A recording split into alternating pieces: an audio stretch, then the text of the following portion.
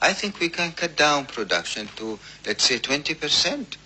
Instead of 25%, it will be 80%. You think Europe or Japan or the United States can survive with this? Maybe the United States, they have their own local supply. They are in a much better position than Europe and Japan. But I don't know to what extent Europe and Japan will get together and join the Americans in any kind of measures, because your whole economy will definitely collapse all of a sudden.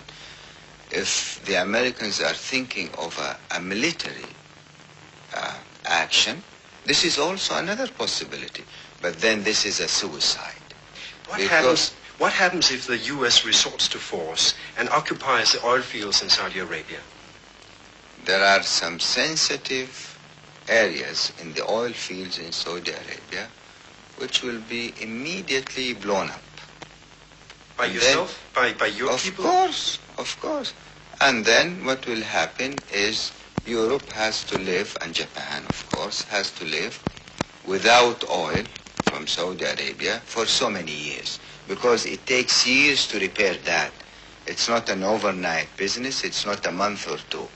Now you can imagine what kind of gambling this could be. But could you cut your production down to 80% and still survive economically? Yes, sir. You know what will happen then?